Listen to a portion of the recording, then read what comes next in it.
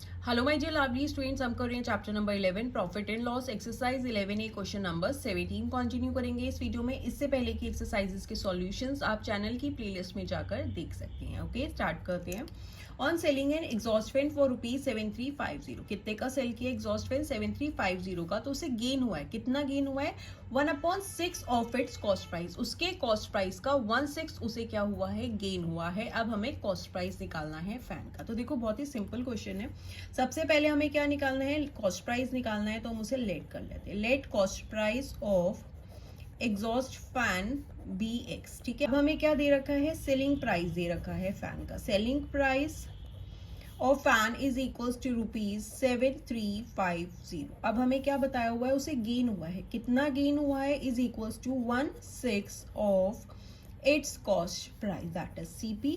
अब देखो 1/6 of means into उसका CP। CP कितना है? X है, जिसे अभी हमने लेट किया। तो ये क्या हो गया? 1/6X हो गया। ठीक है, अब हमें कॉस्ट प्राइस निकालना है। तो कॉस्ट प्राइस हम सिंपली निकाल सकते हैं। अगर सेलिंग प्राइस में से हम गेन माइनस कर देंगे तो हमारे पास कॉस्ट प्राइस आ जाएगा। ठीक है, तो सेलिंग प्राइस क्या है? 7350 माइनस गेन क्या है? 1/6X एंड कॉस्ट प्राइस क्या है? X, जिसे अभी हमने लेट किया। अब x वाली टर्म्स लेफ्ट हैंड साइड पे आ जाएंगी। -1/6 है, साइड चेंज करेगा तो +1/6x हो गया, इज इक्वल्स टू 7350 ऑलरेडी अपनी साइड पे है। अब देखो आप इन दोनों को ऐड नहीं कर सकते क्योंकि दोनों के डेनोमिनेटर्स हमें सेम चाहिए होंगे। तो यहाँ पे कुछ नहीं है, दैट इज 1 है। 1 एंड 6 का एलसीएम लोगे 6 हो जाएगा। अब 1 × 6 करोगे तभी यहाँ डेनोमिनेटर में 6 बनेगा। देन इसी 6 को x के साथ कर दोगे तो 6x हो गया। यहाँ पे ऑलरेडी 6 है तो 1x आ जाएगा, इज इक्वल्स टू 7350। 6 + 1 करोगे क्या हो जाएगा? 7x upon 6 is equals to 7350। अब देखो x अपनी साइड पे है, 7350 अपनी साइड पे है। 7/6 जब साइड चेंज करेगा तो क्या होगा? इसका रेसिप्रोकल हो गया 6/7। ठीक है, अब देखो जो कैंसिल हो रहा है उसे कैंसिल कर देते हैं। 7 1 7, 7 1 7, 7 5 35 होता है। 2 डिजिट्स इकट्ठी लेंगे तो 0 लगाना पड़ेगा। 0 लगाया, देन 7 5 35, 0 आ गया। x इज इक्वल्स टू 6 0 0, 6 5 हो गया 30, 6 1 6, दैट इज x क्या आ गया? 6300। x क्या था? कॉस्ट प्राइस को हमने लेट किया था, तो यहाँ पे कॉस्ट प्राइस क्या आ गया? Hence cost price of fan is ₹6,300. Okay students, so this was question number 17. Now let's move to question number 18. Exercise 11A question number 18 start करते हैं।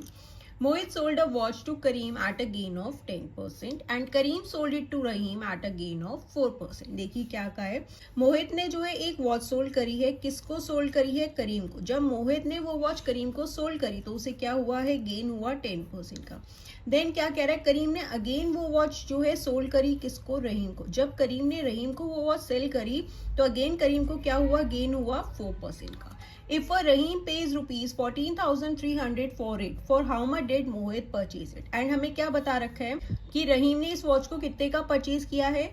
14,300 का। ठीक है, रहीम ने पे किया, दैट इज रहीम ने इतने की परचेज की है। कॉस्ट प्राइस दे रखा है रहीम का, लेकिन हमें क्या बता रहा है कि इस वॉच को मोहित ने कितने का परचेज किया है। ठीक है, तो देखिए कैसे करेंगे। हम सबसे पहले लेट कर लेते हैं। Let cost price of watch purchased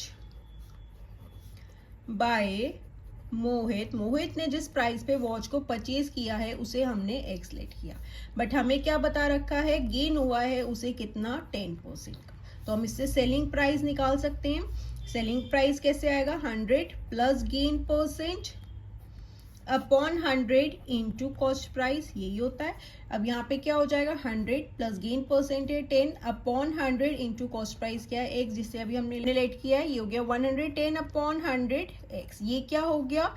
selling price हो गया वॉच का जो कि मोहित ने सेल किया। ठीक है, ये क्या हो गया? Selling price of. ठीक है, मोहित ने जो वॉच सेल करी है उसका सेलिंग प्राइस क्या है? 110 अपॉन 100x। अब मोहित ने जो है इस प्राइस पे वॉच सोल्ड करी है। किसको सोल्ड करी है? करीम को। तो करीम ने इस प्राइस पे क्या है? वॉच को परचेज किया है।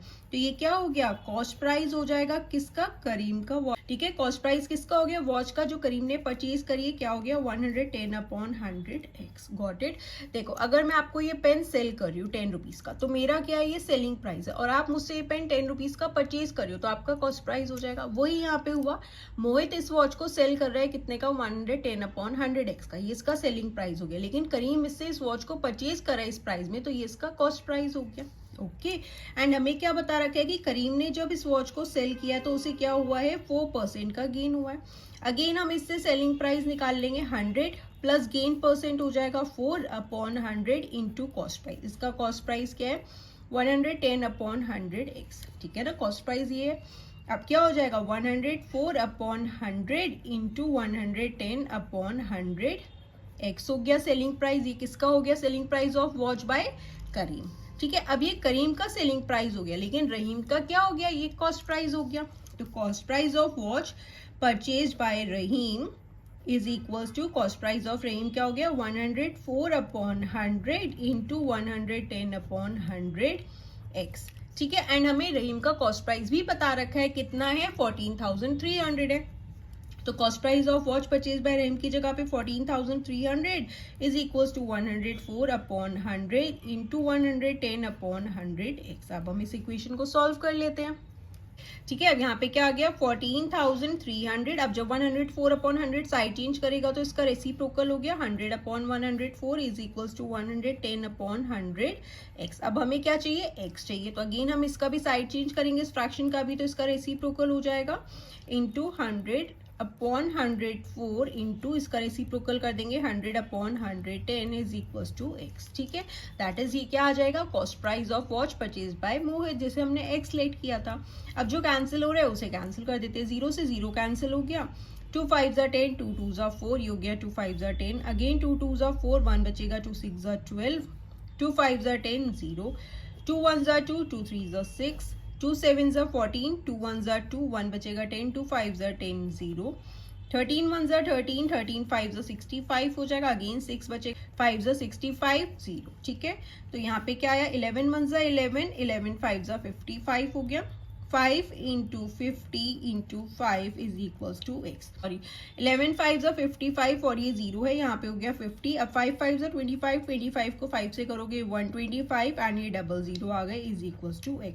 दैट इज मोहित ने इस वॉच को कितने का परचेज किया था, 12,500 का। ओके, अब आप यहाँ लिख देंगे, hence Mohit purchase it for ₹12,500.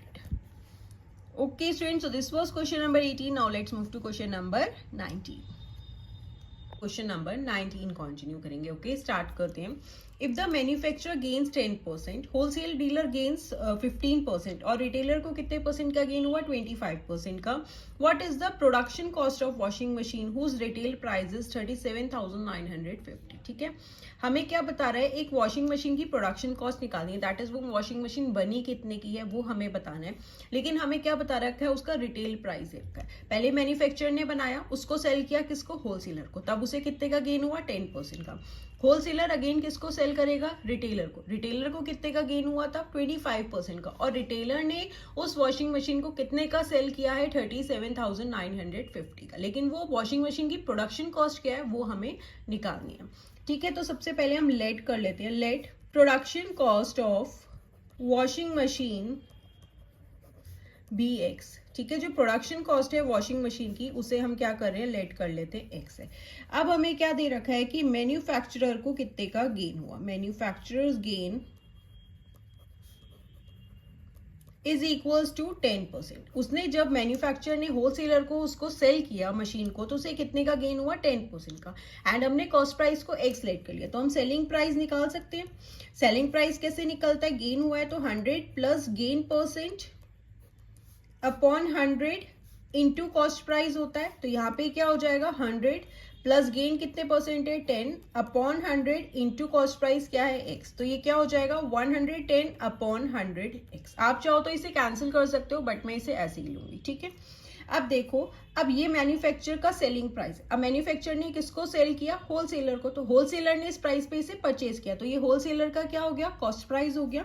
And हमें क्या बता रखा है कि होलसेलर को कितने का गेन हुआ है, wholesaler's gain is equals to 15%। Again हम सेलिंग प्राइस निकाल सकते हैं क्योंकि होलसेलर का कॉस्ट प्राइस क्या है 110/100x, ये मैन्युफैक्चर का सेलिंग प्राइस है। किसको सेल किया उसने, होलसेलर को, होलसेलर ने इतने का खरीदा है तो ये इसका कॉस्ट प्राइस हो गया। अगेन हम सेलिंग प्राइस निकाल लेंगे 100 प्लस गेन परसेंट क्या है 15/100 एंड इसका कॉस्ट प्राइस क्या है 110/100x। ठीक है, तो ये क्या हो गया 115/100 into 110/100x।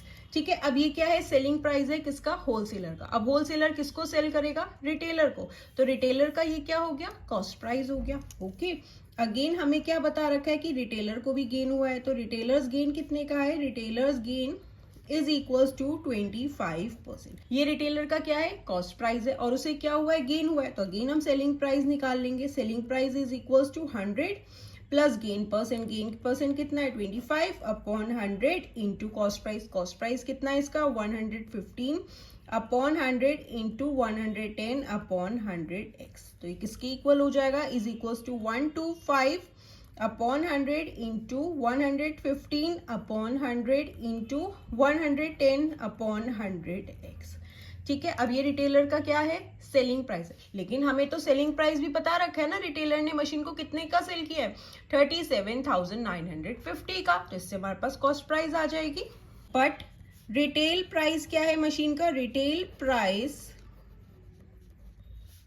Of washing machine rupees कितना गिवन है, रुपीज 37,950। ठीक है, तो आप यहाँ पे कैसे लिख सकते हो, selling price of washing machine is equals to rupees 37,950।